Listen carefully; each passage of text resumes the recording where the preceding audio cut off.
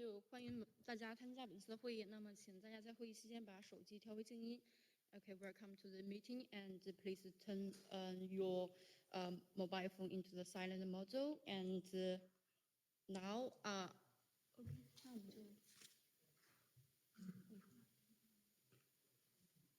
okay. Dear speakers, because Claudia is not in the meeting now, so let's just start the meeting from Anna. Okay, Anna, can you hear me? Yes, I can hear you. Can you hear me? Yeah, it's very clear.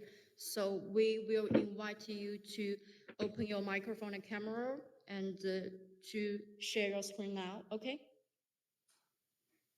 Okay. Okay, I'm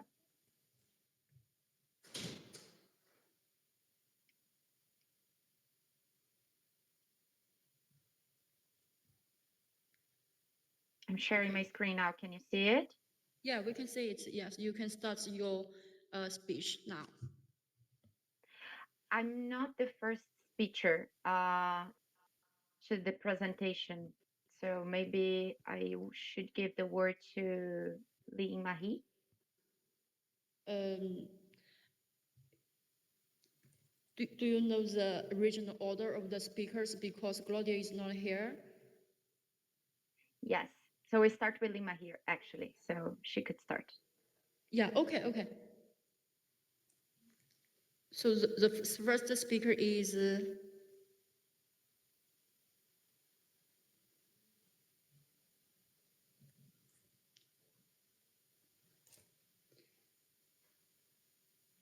Okay, Anna, do you know who is the first speaker? And you can just let her to open her microphone and the camera. Yes, the first speaker is Lee Mahi. Okay, Lee Mahi, can you open your microphone and the camera?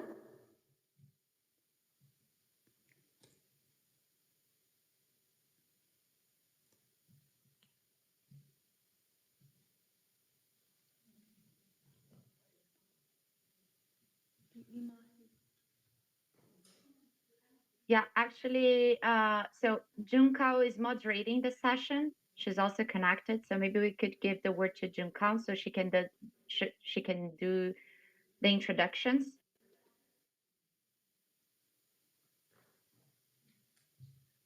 Okay. Can Lima hear me? And we just opened her microphone. Yeah.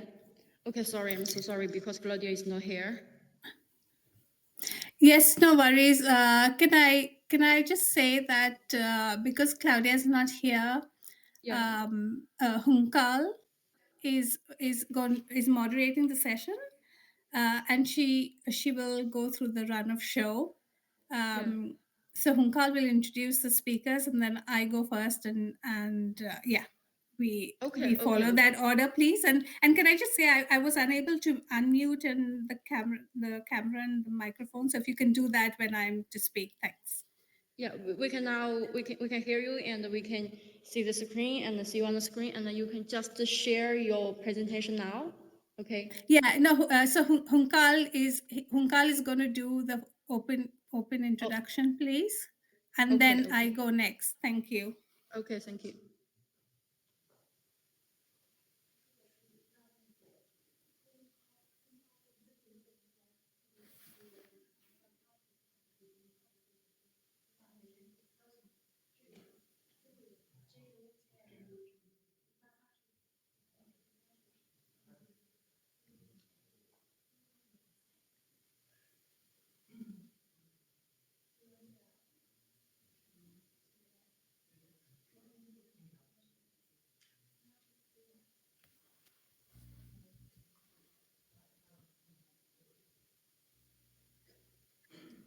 So hello, everyone. Can you hear me well? Yes, Hunkal. Yes, we can hear you. So let's start the meeting. Hi, everyone. Welcome to this session. Good morning to everyone in China, and good afternoon, good evening to those connecting remotely. We're going to have a session on violence against women data and how we move from policy to action. We have a set of speakers and we would like to have some time for question and answer at the end. My name is Juncal Plazaola Castaño. I'm the policy specialist on violence against women data at UN Women headquarters in the Ending Violence Against Women section. I'm going to give a very brief introduction about a global joint program on violence against women data that UN Women has been implementing together with WHO from 2018 to 2022 with a very generous support from the UK government. Before we go into the substance of the discussion we want to have it today. So this program was established to fill a gap in capacities, in methodologies and standards, and in data production in the area of violence against women. It intended to respond to 3 areas of work. One, the strengthening of methodologies and standards that Lynn Marie from WHO will cover and will share some of the results. So we worked on producing recommendations for measuring psychological intimate partner violence, violence against older women, violence against women with disabilities, also some guidance and standards on administrative data and femicide measurement that I myself will present. And that constitutes the first outcome of area of the program. The second is around capacity strengthening for implementing prevalence surveys. And we focused on 2 regions where specialized and dedicated prevalence surveys on violence against women are mostly lacking, is the Arab States region and also East and Southern Africa. And our colleague Hesburn from the African Population and Health Research Center in Kenya will present the experience of developing and implementing this capacity strengthening initiative in that region. And third, we focused on ensuring data is used for informing policies and programs. And we worked with different countries across different regions, like, for example, in Georgia, where the program supported the implementation of a prevalence survey that included for the first time questions on sexual harassment that led, and the data and results of that prevalence survey led to changes in legislation around addressing sexual harassment in the country. So this is just a very quick overview of the joint program, and where we would and we would be sharing more about the results and the outcomes of this program in the session. Without any delay, I'm gonna go ahead with the introduction of the first speaker, which is my colleague Lynn Marie Sardinia. Lynn Marie is a technical officer on violence against women data and research within the Department of Sexual and Reproductive Health at the World Health Organization headquarters in Geneva. She has been co-leading work on the violence against women prevalence data, estimates and measurement strengthening as part of the global joint program that I just described. So over to you, Lynn Marie. Thank you, Juncal. Can I share my screen, please?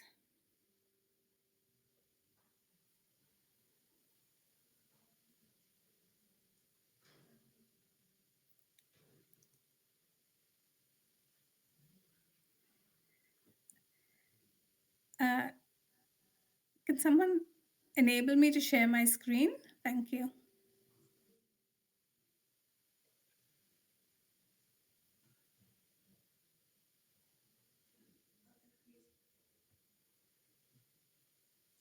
Okay, please wait a moment.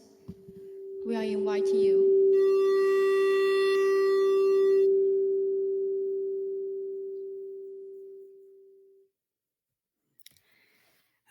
Thank you, Juncal. I'm assuming my screen is sharing, so I'm going to continue so that, yeah, we kind of catch up on some of the time. But like Juncal said, I'm going to be presenting a brief overview, just an overall scan of the violence against women data and prevalence work and some of the measurement issues that were led by WHO as part of this joint program on violence against women and data. So as some of you may know, these were the latest violence against women estimates on looking at two of the most common forms of violence against women, that is intimate partner violence and non-partner sexual violence. These are the prevalence estimates that the 2018 prevalence estimates that we recently launched in 2021. And just to briefly say, these were the first estimates, prevalence estimates at the national, regional, and global level during the SDG era of 2015 to 2030.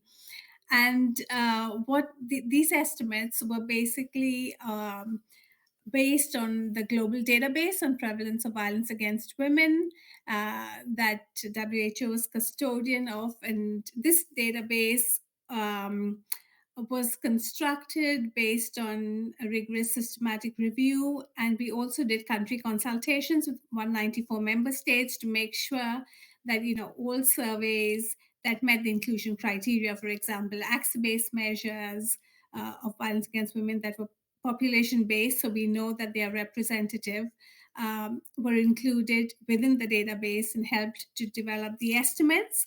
What we found were that 161 countries and areas now have data, at least one data point on violence against women prevalence.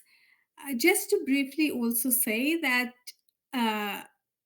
good quality and robust prevalence data is a very key and critical advocacy tool, and it is key to establishing the magnitude and the extent of violence against women. And the reason I say this is just to distinguish prevalence data from administrative data.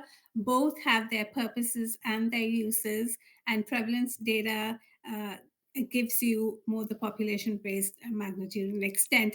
And based on these kind of prevalence data, for example, based on these estimates, we can make statements like 1 in 3 women were subjected to physical and or sexual violence at least once in their lifetimes. Over 1 in 4 ever partnered women are subjected to physical and or sexual violence. Violence starts early because we know almost 1 in 4 adolescent girls before their 20th birthday has already experienced physical and or sexual violence at least once. And we found that there's larger prevalence of physical and or sexual violence in low and middle income countries, with it being highest in the Asia Pacific and sub-Saharan Africa. So that was one of the main outcomes of the data and prevalence work on as part of the joint program.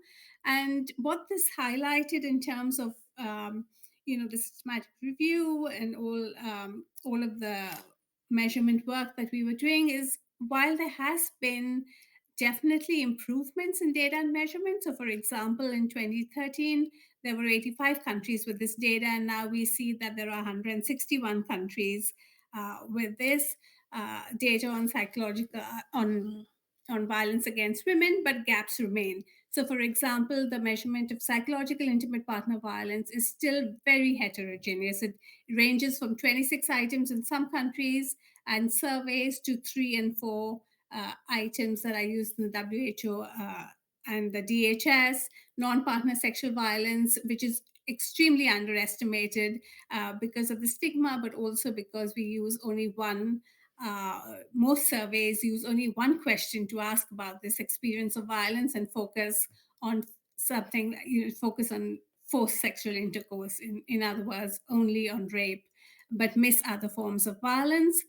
And there are groups of women that are often excluded from surveys, underrepresented, and hence we don't have robust numbers on the prevalence of violence among these groups. For example, older women, women with disabilities, indigenous migrant women, among many others.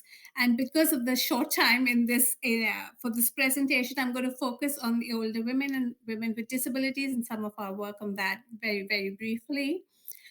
So one quick thing looking at this is on both in terms of elder abuse and violence against women surveys, the largest proportion of data comes from high-income countries, mainly Europe and the Americas. And in our prevalence estimates, only 10% of the eligible prevalence data was for women aged 50 and older. The other issue that we found was that violence against women surveys that focus mainly on women of reproductive age, 15 to 49, only miss out several forms of violence that are specific to older women. And this, in the end, also leads to its underestimation and not adequately capturing the experience of these forms of violence, but also not capturing perpetrators that might be the most common with older women. So, for example, informal caregivers, adult children, grandchildren, other than partners. So, based on the systematic review, based on what we found from the gaps in data and in consultation with experts, we've developed older women, a violence against older women module to capture and meet these needs. This has been cognitively tested in Ghana and is also being piloted in several countries now. So please do get in touch if this is something that you want to incorporate in your surveys and to test. We are happy to support technically. I'm getting the 1 minute time, so I'm very quickly going to say there are similar issues with violence against women with disabilities. It doesn't adequately capture the forms, doesn't capture the perpetrators, and to say here specifically that women with disabilities are often excluded from surveys and the survey process. And this ends up having, you end up with very small sample sizes, and you can't disaggregate adequately or meaningfully. And often disability is mentioned, is measured as a binary measure, yes or no, but not more nuanced. Again, highly skewed to high-income countries. So we're doing some measurement work on this, and we will be coming out with some recommendations based on the expert group consultations to have more sex disaggregated data and to include ethically and safely women in the whole survey process, to decide whether, what are the best questions on disability to have in violence surveys and what are the best questions of violence to have in disability surveys. But what comes out very clearly is the need for large-scale dedicated surveys on violence against women with disabilities, so we have the right numbers and the right data. And finally, I just want to quickly say this is the ongoing work. So we are looking to update the estimates, funding based, and also we are regularly updating the global database. We are continuing a psychometric and measurement work on non-partner sexual violence and psychological violence, women with disabilities. We are including the violence against women violence against older women module in ongoing and upcoming violence surveys. So please do reach out. The WHO multi-country study questionnaire and module, along with the guides, etc., are also being updated to include, for example, technology-facilitated violence against women.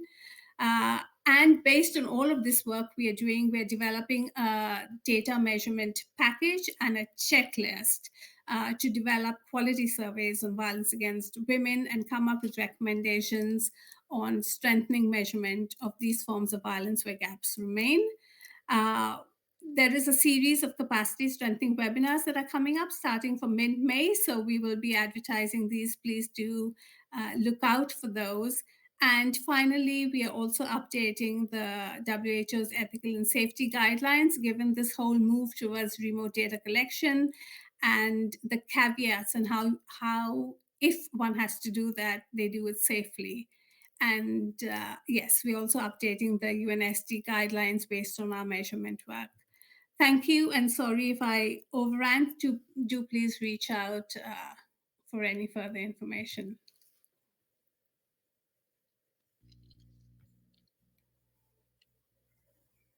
Thank you very much, Lynn-Marie, for a very clear overview of the work on measurement and methodologies and the estimates done by WHO as part of the joint program. We're gonna move now to the next speaker. His name is Hesborn Wao. He is a training coordinator with the African Population and Health Research Center in Kenya. Recently, Hesborn led the development of Cabo Press training curriculum under the framework of the Global Joint Program on Violence Against Women data that is implemented by UN Women and WHO. Over to you, Hesburn, and bear with me. I will put a couple of time warnings on the chat so that we all keep on time. Over to you, Hesburn.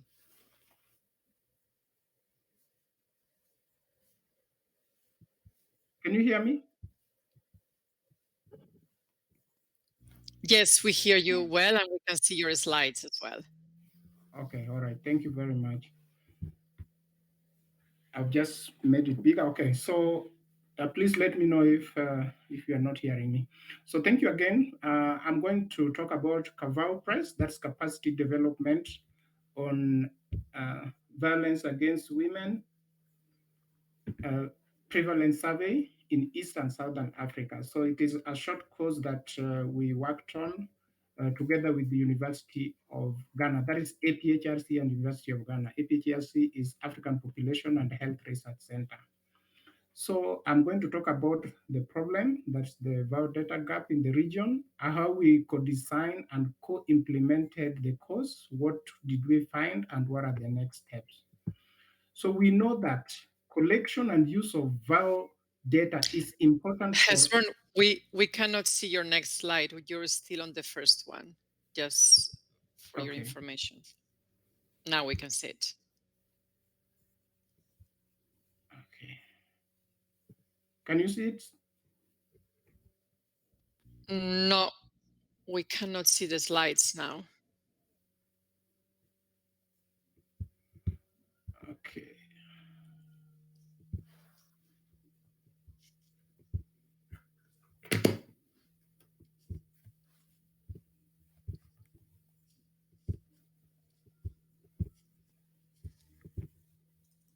All right. Can you see it now? Yes. All right, I guess I'll just use this one. So I was saying that we know that collection and use of VAW data is important for advocacy, policy, and programming aimed at addressing VAW. However, inadequate technical capacities, knowledge, and experience of VAW researchers limit the implementation of VAW prevalence surveys. So what was the aim of our project? Our aim was to develop a regionally adaptable training curriculum on VAW data collection, analysis, dissemination, and use in the region, while making sure that we adhere to globally agreed ethical and safety principles. So what approach did we take? I'll just go through it very quickly. We did a desk review to map the available evidence and identify gaps. We also conducted needs, capacity, and resources assessment, a needs assessment to complement the desk review. Then that informed the co-design of the training curriculum and then implementation. So basically, it was a 10 days workshop, and I'll give more details shortly. We did an evaluation and then reported what we found following the implementation of this program. And finally, we were also keen on building a network of researchers to institutionalize the course post offering it. So the mapping exercise that we did, through that we identified a number of challenges that are existing. One, that there are various forms of VAW assessment tools out there being used in primary studies, but very few are validated or are context appropriate. Two, there is no harmonized or standardized database for VAW prevalence data in the region. There are few people who are adequately trained on VAW prevalence. And then there's limited communication or mechanism for VAW research. And finally, there's widespread acceptance of gender inequitable social norms. While there are challenges, we also realize that there are some opportunities based on our mapping exercise. One is that there's good support from UN agencies and development partners. VAW questions are already incorporated in many countries' DHS tools. There are also VAW researchers out there from different areas, public health, social sciences, that can be trained. There are country ratification of international VAW laws, and there's evidence of country-specific laws. So that is an opportunity that can be taken up.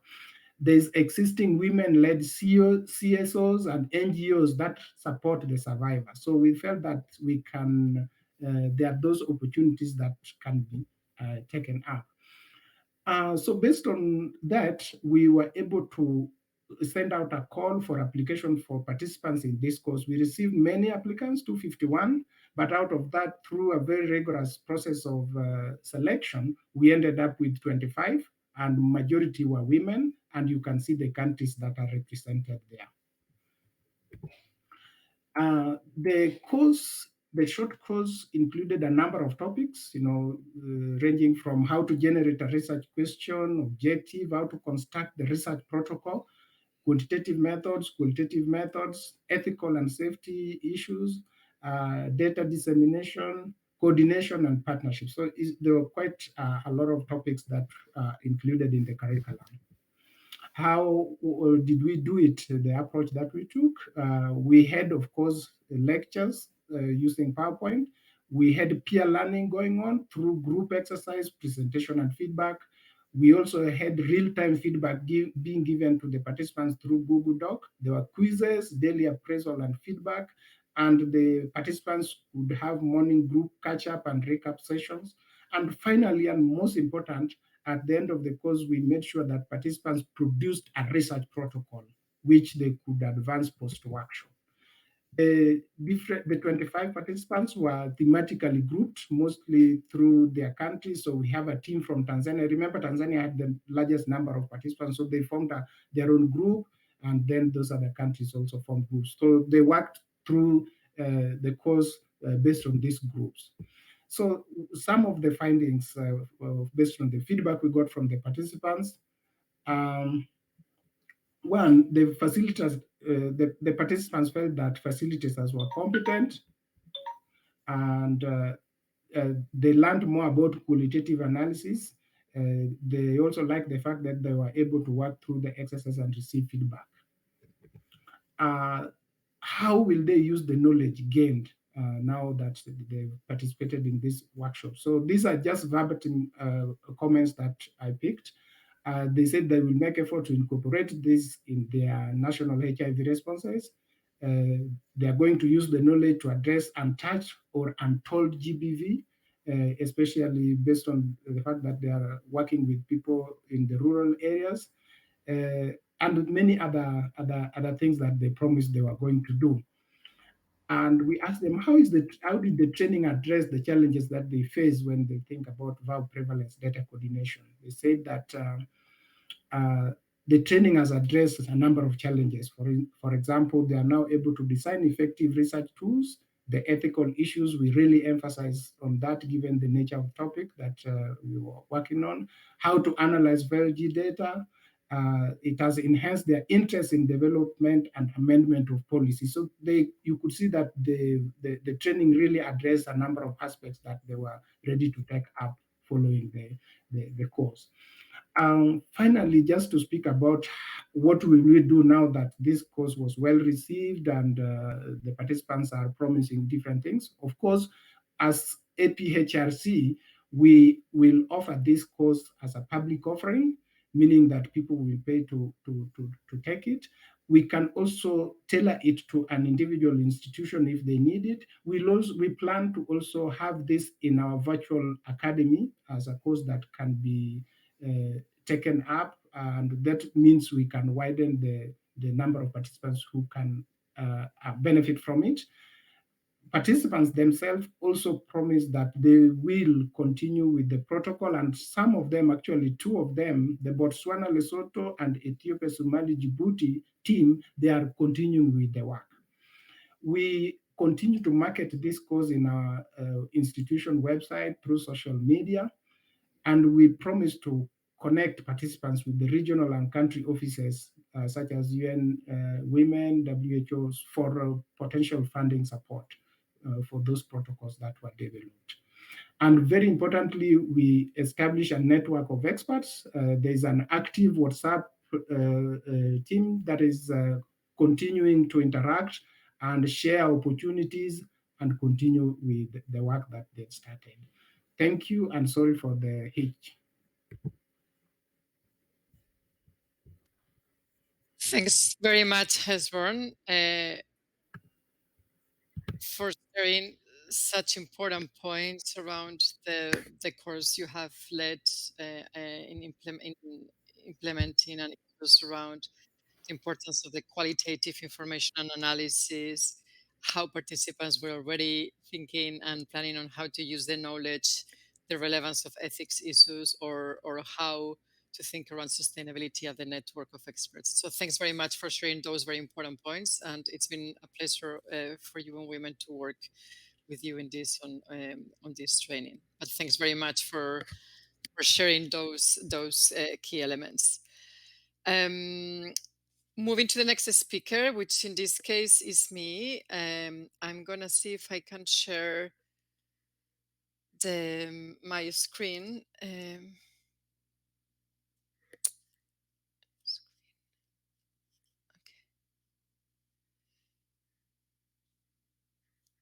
Can you let me know? Can anyone let me know if you can see my presentation? Yeah, it's fine, Hunkal. Great. Let me see if I can keep my time as well. And if not, Lynn-Marie, if you can also keep track of my time. Sure. So thank you. I would like to present to you two results of the joint program that UN Women has led. One is a guidance on improving the collection and use of administrative data on violence against women. And then another is the statistical framework for measuring gender-related killings of women and girls that we worked together with UNODC.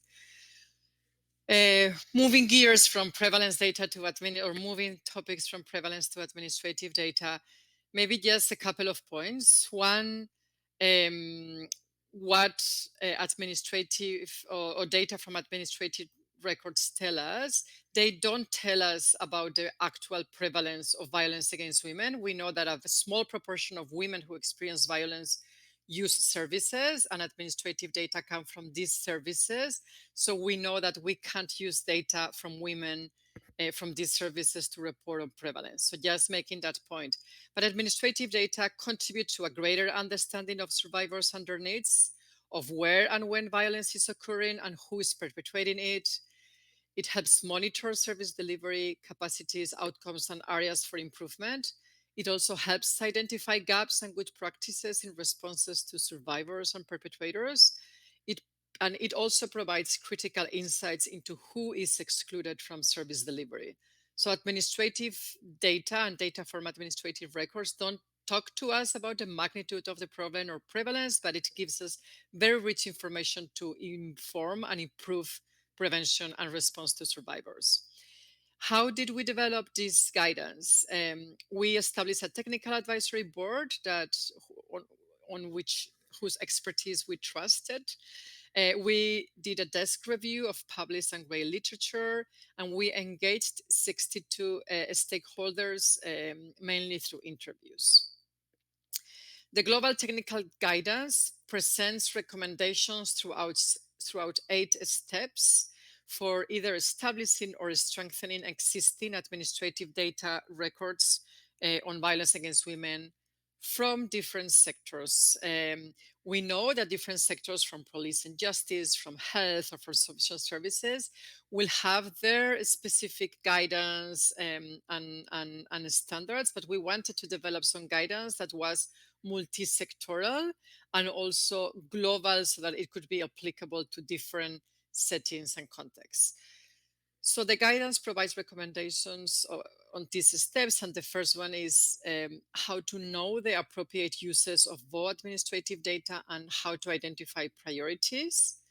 Recommendations on how to create a national or subnational VAW administrative data coordination mechanisms. So recommendations around who could lead, who could be the members, and how members could work together. It provides recommendations on how to analyze and align with the violence against women legislative, policy, and data environment in that specific context.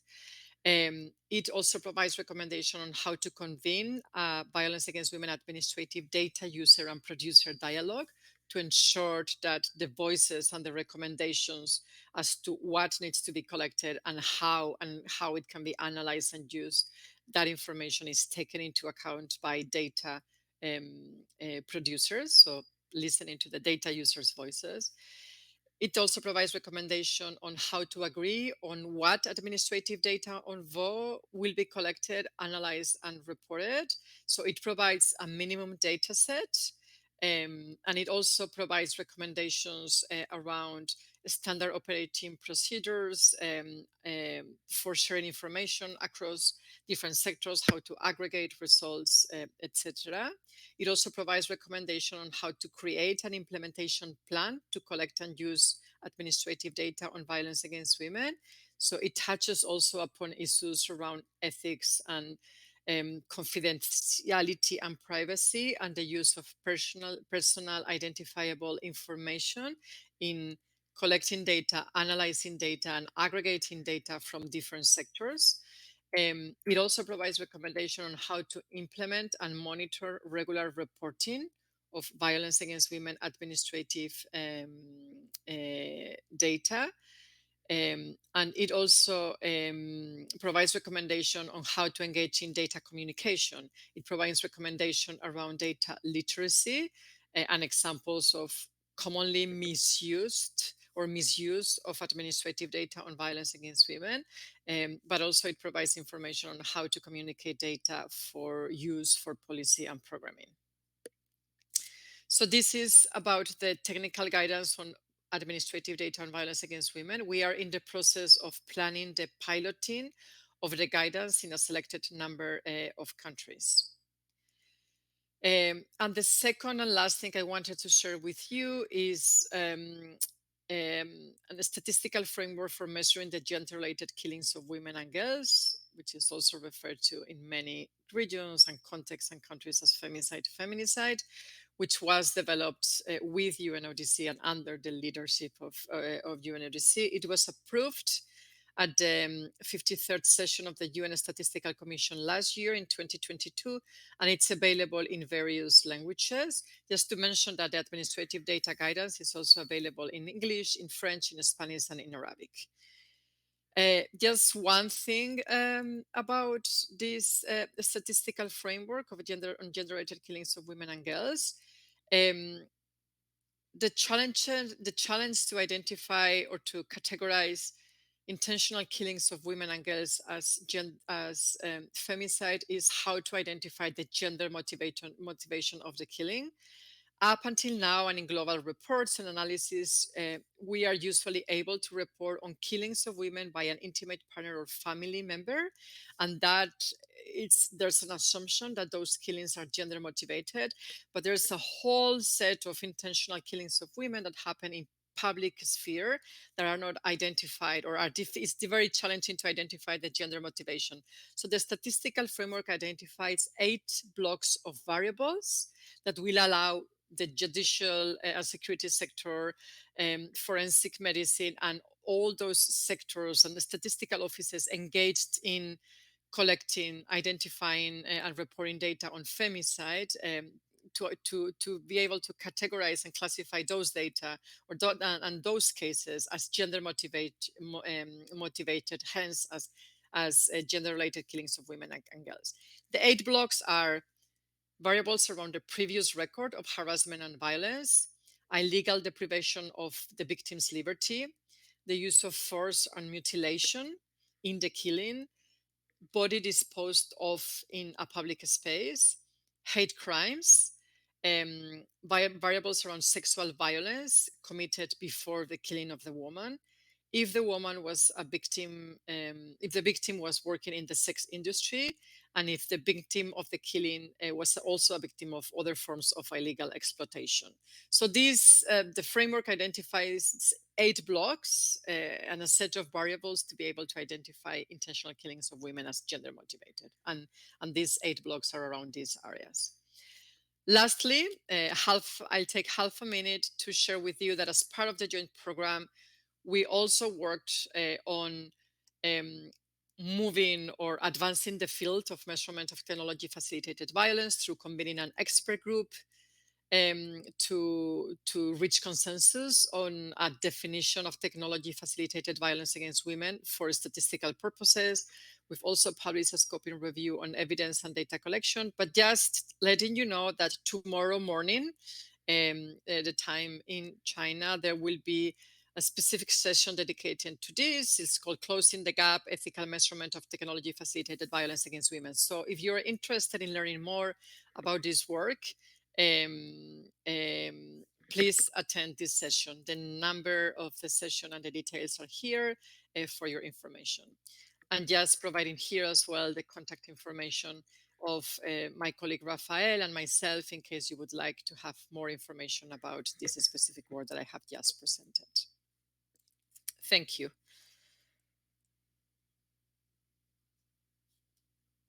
Let me stop sharing. And we will move now to the next presenters. They're going to present jointly around application of artificial intelligence and machine learning to analyze population-based survey data in Sierra Leone. The colleagues are Anna Spinardi. Anna is a program and research manager at Data Pop Alliance, currently leading DPA's Data Feminism program.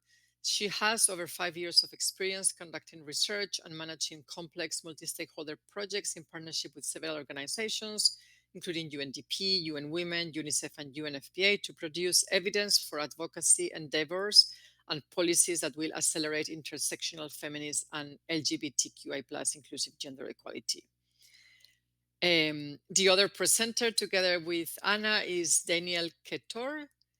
Daniel is the Executive Director of Rainbow Initiative Sierra Leone, providing strategic leadership and internal performance across the organization. He's a development professional with 15 years of progressive experience in program design, partnership, system strengthening, and strategic leadership in the nonprofit sector. Over to you, Anna and Daniel. Thank you. Thank you very much. I will give the word to Daniel. He's going to start our presentation. So Daniel, please take the floor and let's start our presentation.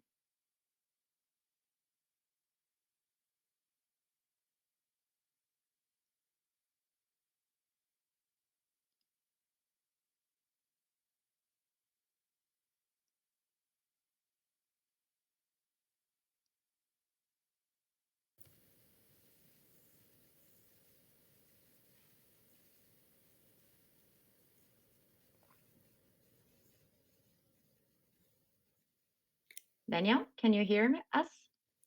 I think the host will have to unmute Daniel, just because that happened with me as well. Cheers. Yes, and if you can allow me to share my screen as well, please. Unmute me, host. We can hear you now, Daniel, I think. Okay. Yeah. Good morning. Thank you so much. Anna, please share the screen. Can you? Yes, it's sharing. I can see it.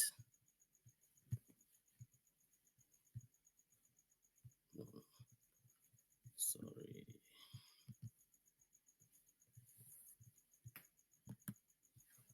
I can't see your screen being shared. All right, maybe let me share.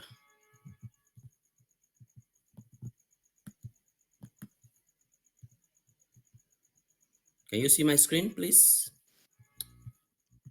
We see the screen. I don't know if it's the one that Anna is presenting, but we Yes, can. it's mine.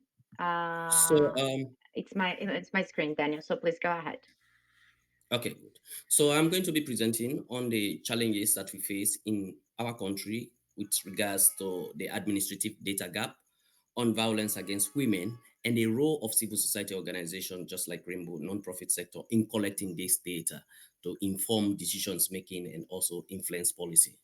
So in Sierra Leone, we all know Sierra Leone has limited data on violence against women, and we understand the institution responsible for collecting information, investigating and prosecuting cases which is the family support units, is faced with logistical challenges over the years. Hence, sometimes they have challenges in collecting data and informing the public in terms of what data comes, what data informs the country on general, because they covered the whole country and they are responsible to collect this data and inform the country on the number of cases that occur into the country.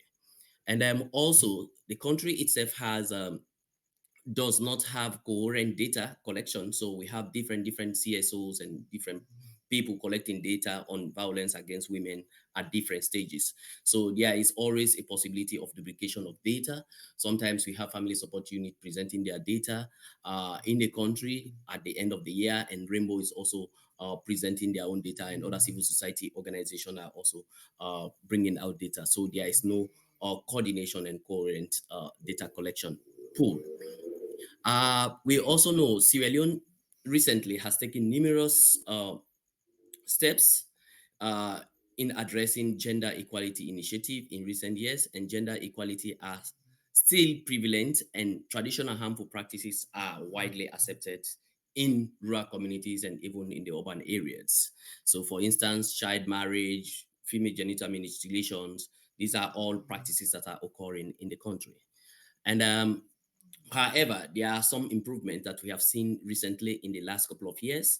The recent establishment of the Ministry of Gender and Children's Affairs in 2009, and the Gender Equality and Empowerment Bill that was enacted recently in 2022, and even the production of gender disaggregated data that the country statistic office has generated, is some kind of that demonstrates that Sierra Leone institutional commitment on ending sexual and gender-based violence is advancing.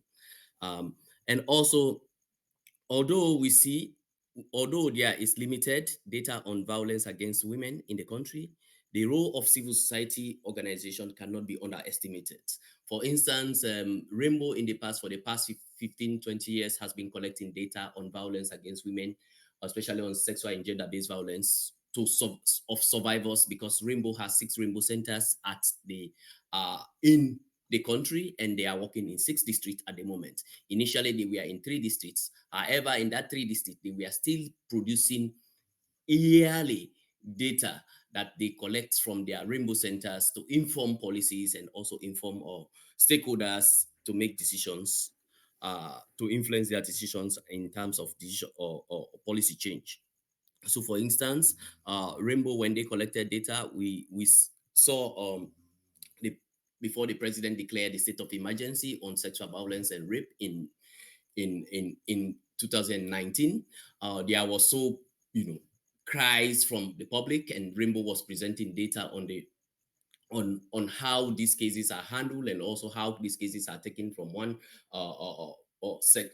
ministry to another, that is from the police and the judiciary. For instance, for the whole year, Rainbow presented over 2,000 cases that visited the Rainbow Center, and those cases, only 53 of those cases were able to make it to the judiciary.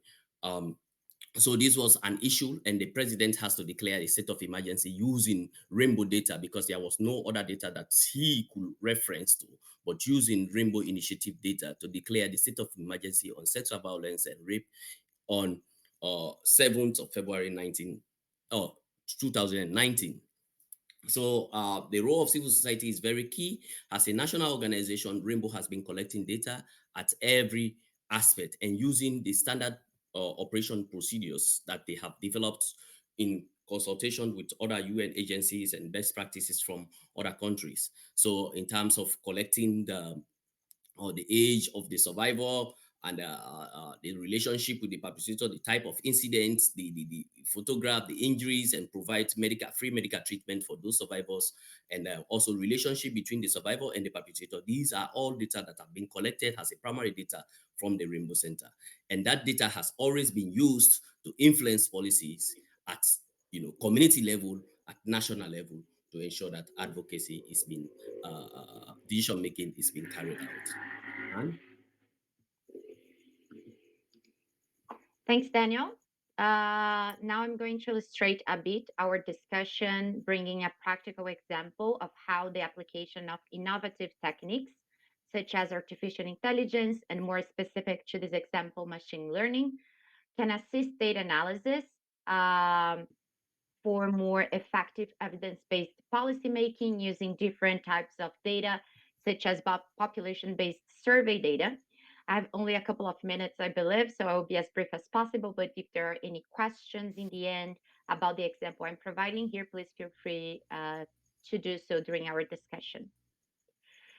To give you a little bit of context, last year, in partnership with UNDP Sierra Leone, Statistics Sierra Leone, which is Daniel said, it's the National Statistics Office of the country, and Rainbow, we from Data Pop Alliance conducted a national study to capture and understand trends, patterns, drivers, but most importantly, which are the drivers of sexual and gender-based violence in Sierra Leone and their impact in the population to provide evidence that form the basis for targeted policy recommendations to prevent and respond to this phenomenon.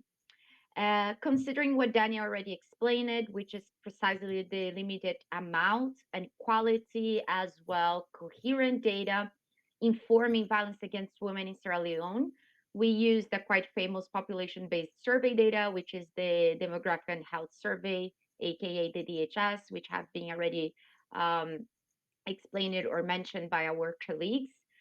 Due to its comprehensive and up-to-date data, a major advantage of using population-based surveys is that they can readily collect data on a variety of health, economic, and social characteristics of a given population. And samples are usually representative of the populations to which they are said to apply. For example, in the case of the DHS of Sierra Leone, the survey features an entire section that specifically discusses the experiences of physical and sexual violence, including its prevalence and information, for example, about the perpetrators, some of the drivers of physical and sexual violence, and other relevant information at a district level. Naturally, there are limitations, and even more so on surveys collecting violence against women data. So our colleagues already illustrated some of these challenges, but more specifically, is due to the sensitivity of the topic. But overall, population-based surveys, and in this case, the DHS, is a really good instrument to fill the gaps left by the lack of structured strategies to collect administrative data, particularly in countries of the global south. In the case of our study, we conducted actually convergent parallel mixed methods research, but I'm focusing here only on the quantitative methodology, which is precisely the methodology in which we apply machine learning techniques to measure the effect of the drivers on SGBV. The quantitative analysis was carried out to inform which drivers mapped in the desk review may have a higher influence on the prevalence of gender-based violence in Sierra Leone. So our main goal was precisely to identify which drivers increase or decrease the likelihood of a woman suffering SGBV. For this purpose, the study was divided into 3 different stages. The first stage consisted of descriptive statistics, only to map the current state of SGBV in Sierra Leone, and also to understand which indicators, that is, which drivers, might be correlated with a higher prevalence of SGBV in the country. This descriptive analysis gave us the background we needed to carry out stages 2 and 3, which are precisely the methods that included the use of machine learning techniques. Specifically, in stage 2, we used the Pearson's chi-squared independence test. It's very technical, so to put in simple words, is a test applied to each indicator in order to determine if they are statistically dependent on the outcome variable. In the case of our study, we had 3 outcome variables to portray SGBV in Sierra Leone.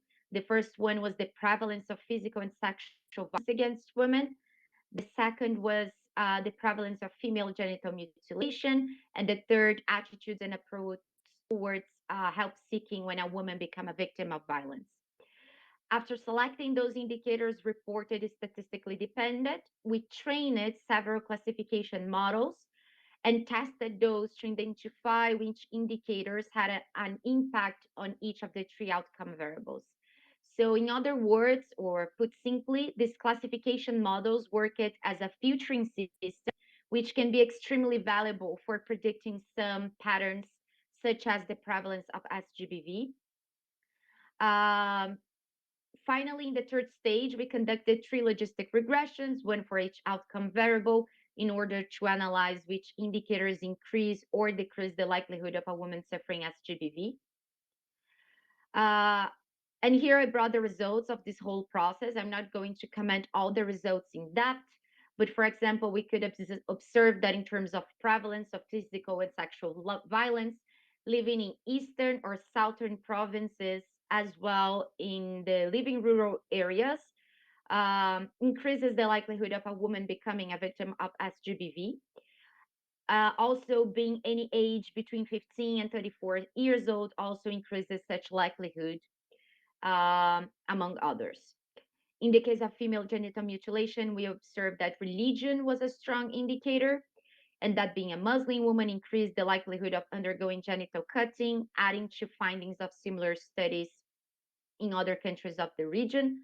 Also, having no education increased the likelihood of undergoing genital mutilation, while being able to read a whole sentence, which also indicates a minimum level of literacy, decreases such likelihood.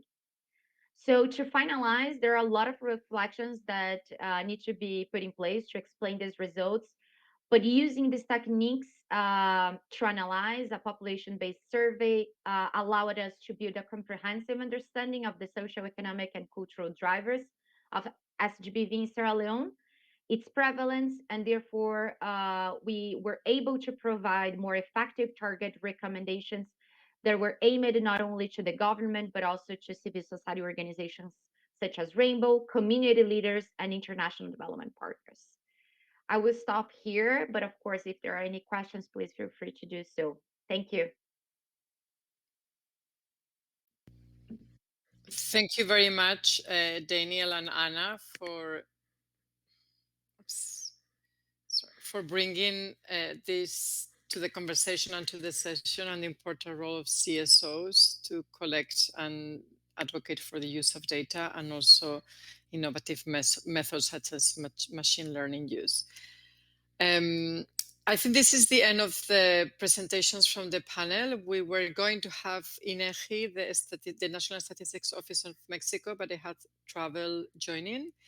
So I don't know, for those in the room, we can't see how many people there are in the room and if there are any hands raised. So I don't know if the colleagues in the room who are helping, if they could facilitate the Q&A there. If there are any questions.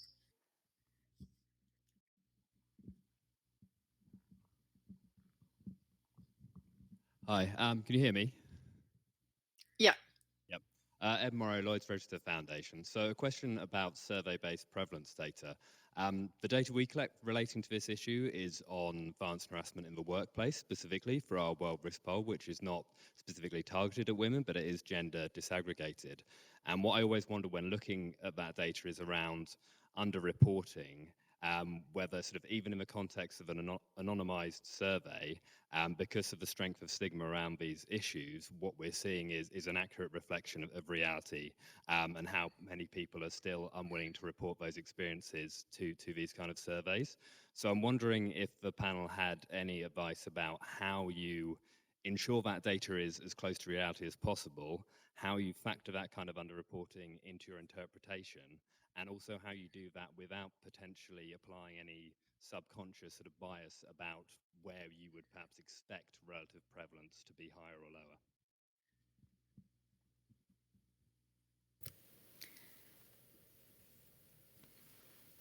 Thank you. I don't know if we should take a few questions before answering, or are there any other questions from the room?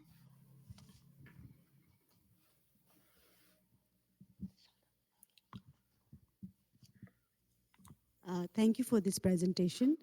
Sorry, I came a little late because I missed the first one, but like I have a question to Heshwan. When he talked about the challenges over there in East and South Africa, he talked about unclear data sharing policies. So this has been one of the challenges in other parts of the world as well.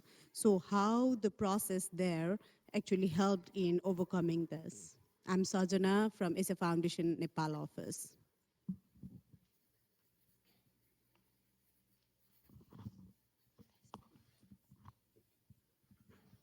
Okay, so my question is very similar to your question here, very similar. I wanted to know how real your data is because of how embarrassing it is when you get violated against. Okay, so how real is the data being collected? Yeah. Would you mind introducing yourself? So I'm Rosemary and I'm a student of Shanghai University. Thank you.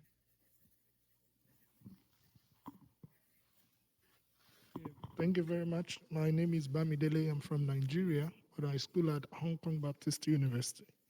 Yeah, I would like to ask the last presenters about the application of artificial intelligence in their study, because it was really captivating. I wanted to see how the use of AI had been adopted to help in data gathering or analysis, as the case may be, in the country where they studied.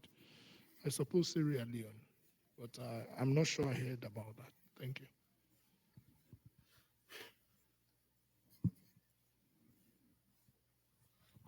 Maybe we take one more question and we respond.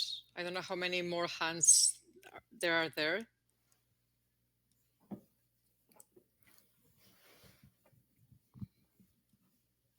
Okay, so a follow-up to my own question. I want to know if you have data on women who get violated against, and we know they get that experience over and over. So after getting the data on them, do you have a follow-up data on women who have already been violated against again? Like, please, you understand my question. Thank you.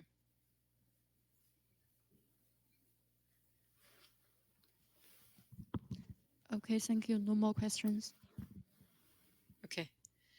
So given we are over time, maybe we respond to all these questions and then we can close. Lynn-Marie, maybe we take the order of the questions, and Lynn-Marie, can I hand over to you to respond to the colleague from the Ford Foundation around underreporting, and maybe the last question as well around data on women who are abused over and over, and follow-up data? Absolutely. So thanks for those questions. So in response to the underreporting and hence, the underestimation of this prevalence of violence, you have that spot on, given the stigma of this violence, in terms of domestic violence, intimate partner violence, I think, it's considered a domestic or and something that you don't disclose outside, but there's even higher stigma for sexual violence.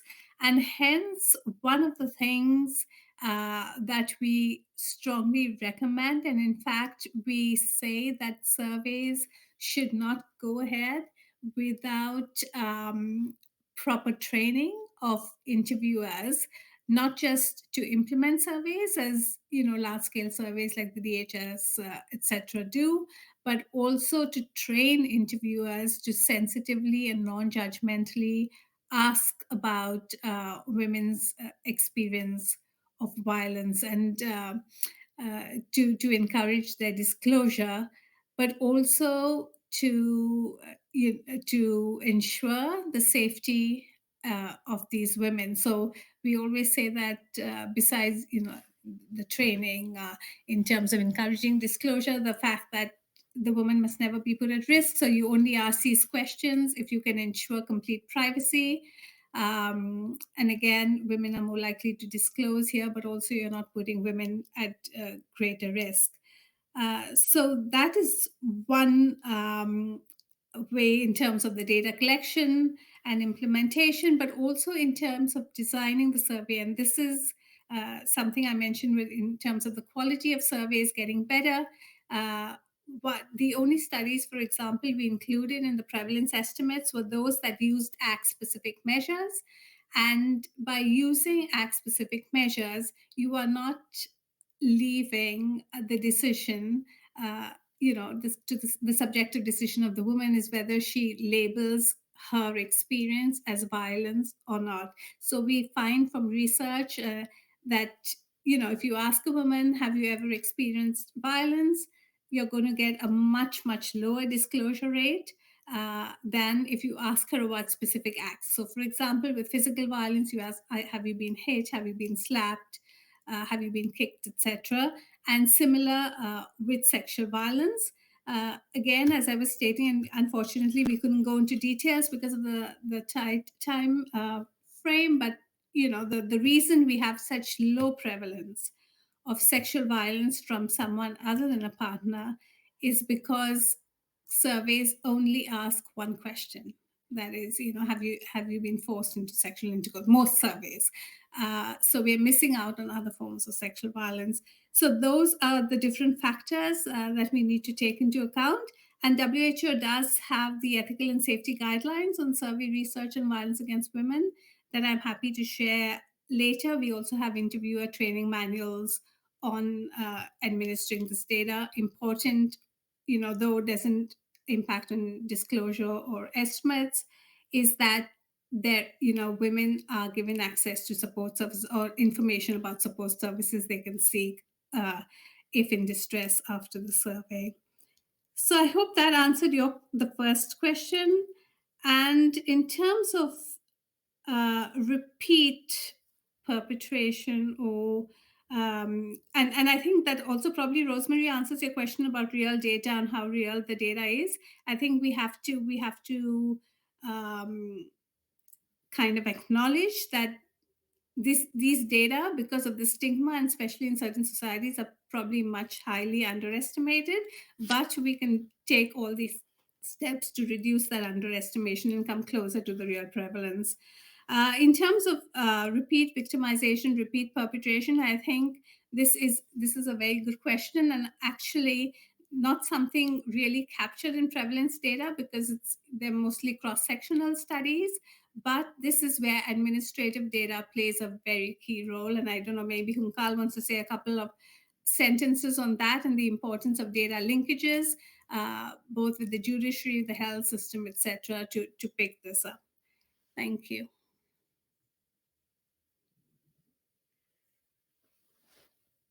Thank you, Lynn Marie. I'm going to hand over to Hesburn now to respond to. Sorry, to respond to the question from the colleague from Nepal around unclear data sharing protocols and how the training and the issues you discuss in the training identified ways of overcoming this. Over to you, Hesburn.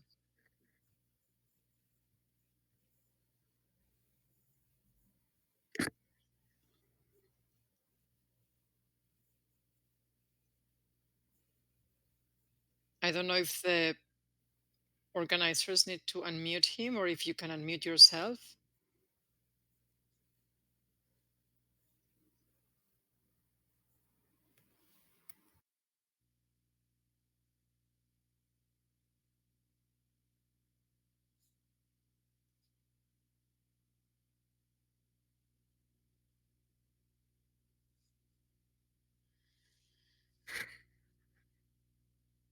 Hesburn, we can't hear you.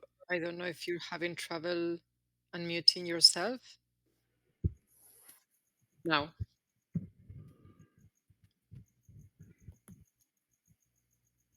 Okay, now, okay, thank you. Okay. Can you hear me? Jennifer, can you hear me? Yes, we hear you well. Oh, okay, sorry. All right, so thank you for that question. Yes, this came up during not during, but when we did our mapping exercise, so we realized that there is unclear policies on how to share data. So we purposely, remember, we did the mapping exercise to help us identify the areas that the training was going to focus on. So we actually had a session focusing just on data coordination and partnership.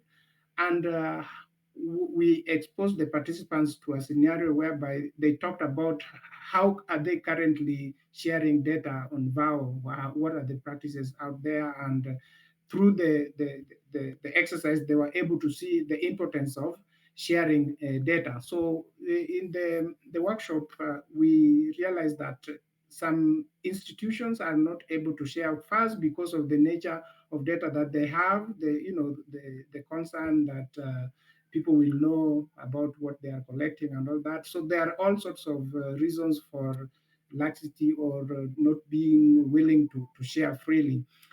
Then there are all sorts of reasons for not doing it, but others is just because of inadequate knowledge. The way they've packaged the data is in such a way that others may not be able to readily benefit from it. So we encourage. We went through how to collect data and how to package it in such a way that others can benefit from it, and also we encourage collaboration and partnership, because not one institution can be able to exhaust or really collect enough data on a particular area. So we realized that by partnering, for example, when the colleague talked about the role of CSOs, we throughout the workshop, it became very important to realize that different partners or different people working on the same topic can come together. And we also gave examples of policies, how to come up with a data sharing policy. So those kind of exercise help participants to see how they can be able to share. And also we made about data sharing. Some people might use it for unintended purposes and things like that. So it is a continuing issue, but through the workshop, they were able to see some best practices and how they can be able to address that. Thank you. Thank you very much, Hesron, for sharing the practical experience of the training on how you address that. Over to you now, Daniel and Anna, to reply to a colleague from Nigeria around the application of artificial intelligence and how that helps in data analysis in Sierra Leone.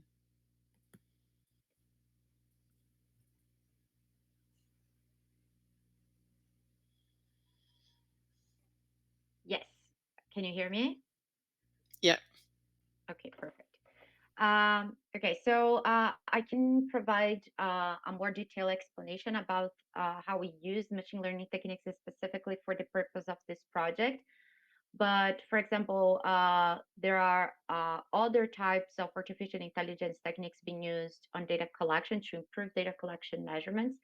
The issue with this, so for example, collecting data using artificial intelligence mechanisms are usually done from online data sources. So there's like softwares that are usually being used to gather data from online data sources automatically.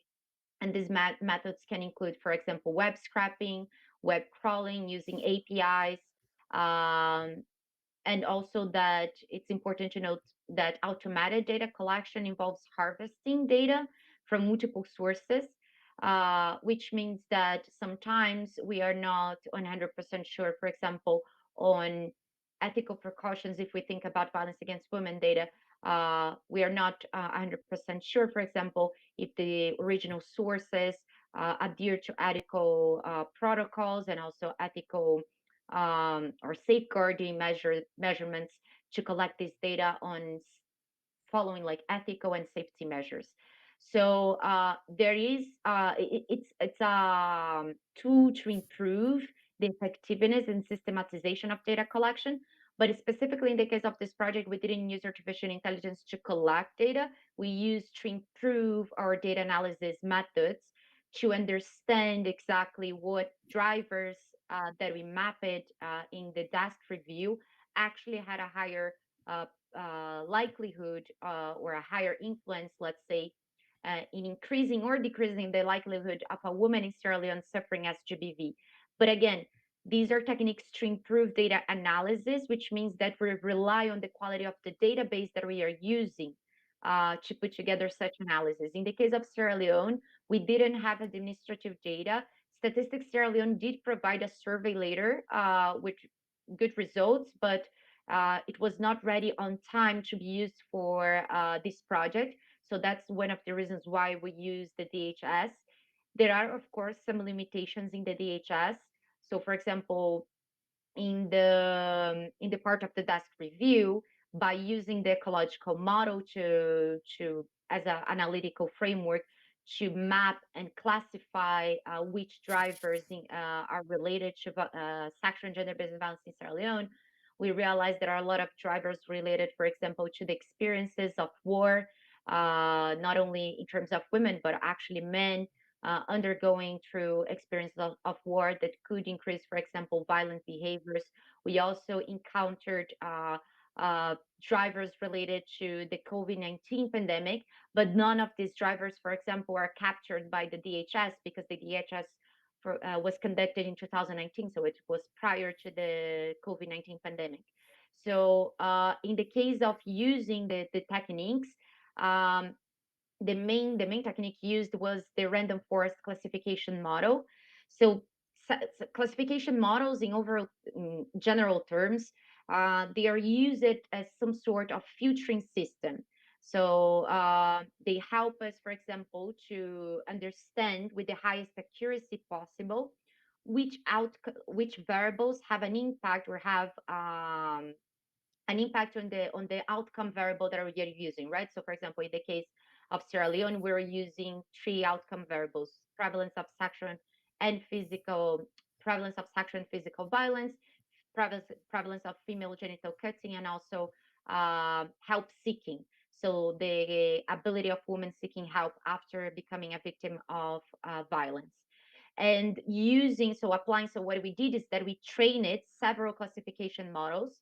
That was an automated system that allow us to identify through we had more than 50 indicators identified in the DHS as drivers of SGBV. We imputed these indicators in our classification model after running the person's chi-square test. And this classification model were trained and they ran several tests, and then it provided us a list of approximately from 10 to 20, so less than half of what we had at the beginning of the analysis, of which indicators all actually had a higher impact on the prevalence of SGBV. With that, we used these indicators then to run the logistic regressions that in the end gave us the results of which drivers increased the likelihood or decreased the likelihood of a woman suffering physical and sexual violence, not searching for help, and also undergoing female genital mutilation. And these, considering the DHS has indicators, for example, on specific regions, on specific attitudes towards the acceptance of violence. It has information also on specific religions. The way that we could provide recommendations to target and prevent SGBV was way more specific and efficient in some way. So it was not overall recommendations. They were specifically being used. They were specifically formulated with the evidence that we were able to put together. So, I mean, this is an example. There are, of course, several other ways of imputing machine learning techniques to analyze data, but in this case, it helped us precisely to filter which indicators were the most relevant for the purpose of our analysis. Thanks. Thanks very much, Anna. I'm going to just reply very quickly to the last person who asked around repeat perpetration and what Lynn-Marie said around the potential of administrative data records to record that. So this is still, I mean, and again, administrative data records that use personal identifiable information, of course, adhering to ethical and safety standards around privacy and confidentiality, would allow to see if a woman has reported her experiences of violence to different sectors across time. And that can help identify where in the chain of support and access to services and to justice there's a block, where what has happened for a woman not to receive the support that needed, so that has led for her to being exposed to violence over and over. But again, this is, I mean, information on repeat violence would be available for admin records for women who actually have reported the violence. But we know that many women experience violence repeatedly, but they don't report to services, and information on that would only be available through other data sources and methodologies that would allow to interview those women that don't access services. So I just wanted to make that point, reflecting to or specifically on that question. I know we are over time. Yeah. Sorry, can I just add one point to the one I made earlier about the real data? Because I didn't go to the analysis bit and I'm not going to go into it, but just to the person who asked the first question, to say that, besides the ethical safety and the training, etc., the statistical modeling that we use, the Bayesian modeling, also took into account adjustments to make sure that, we were not underestimating the data, and happy to talk through that separately. Thank you. Thanks. Thanks, Lynn. So thanks very much to all the panelists for your time at very weird times of the night and early morning to join. And also to those who joined remotely and those who are present in the room. It's a pity that we are not there with you. I think the session would have run smoothly with the technology, but we appreciate the time to engage and also the questions that you have raised. So thank you very much to everyone, and thanks for those colleagues in the room who supported with the difficulties we had in connecting, speaking, sharing videos, and for facilitating the discussion as well while all the speakers and panelists are joining remotely. Thanks very much. Okay, thank you. Thank you.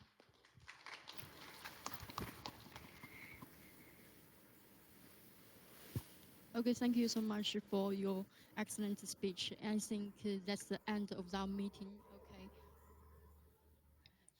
Thanks. Thank you. Thanks very much. Thanks for chairing, Hunkal, stepping in. Thank you. I think you can turn off your camera and microphone, and you can end your meeting.